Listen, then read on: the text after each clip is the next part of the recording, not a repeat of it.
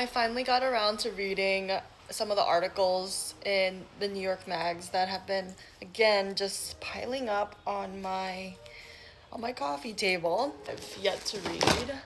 But as I started to go through them, I'm like, I don't really read all of them, but there were some interesting articles in here. And let me tell you, this one article on peptides, oh my god, there's so many levels to this story. Let's get into it. First and foremost, peptides. If you've been on TikTok, I'm sure someone have seen like peptide ads and the peptide influencers who look max on this app before, and here are some of them. Here are the nuances to the story that I was just like, wow, I didn't even know these two worlds can collide. This is gonna be like the scene where you're like doing all the conspiracy theories. So Maha, you have young men, alt-right people, have crypto, Chinese relations and regulations, and US versus China. It's crazy, y'all. It weaves in and out and takes turns throughout like different elements of the story. But the funny, crazy part about this is that most of the peptide users, and for those of you who don't know what peptides are, and I didn't know specifically either until this article, peptides are basically protein compounds that help to build up the different parts of your cells, because our cells are pretty much based off of water, I think lipids and proteins. And so you need protein to help you build things, fixing like broken parts or like ailing elements, or you're in pain. Like that's all from like your body not able to rebuild and regenerate itself enough, as especially with age and also your lifestyle. The number one users of this product are young men.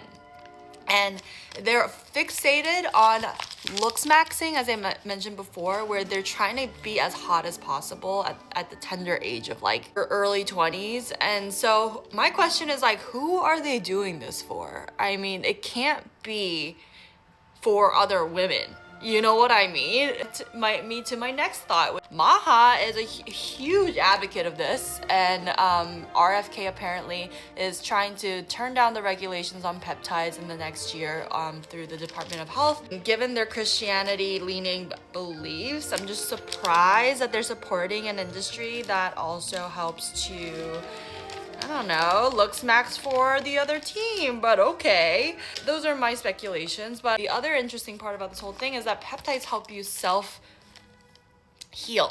per se. Let's just say, let's take all the weird regulation and elite, like weird gray areas from this market.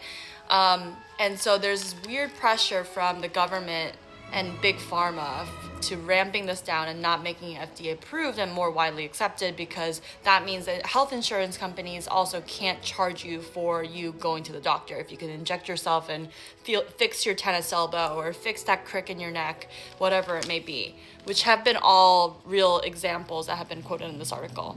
But the crazy part about this whole thing is the context of how, you know, the biggest issue with tariffs and with China specifically, obviously there's just US-China relations in general, but one of the biggest quoted reasons was that the rise of fentanyl coming into this country from China.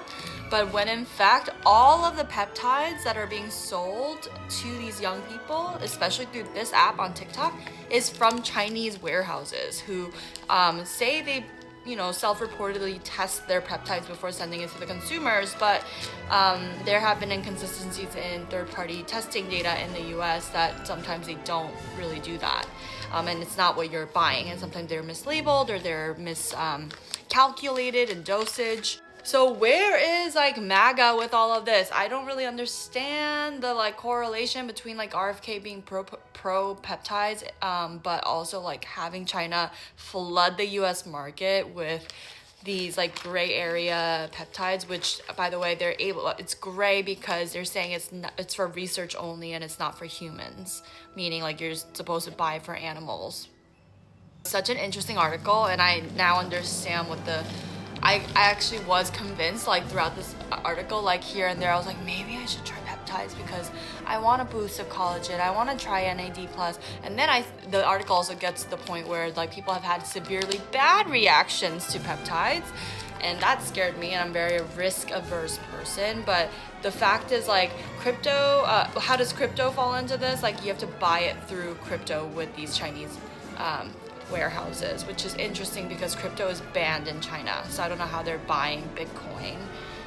They're paying with Bitcoin to these Chinese suppliers.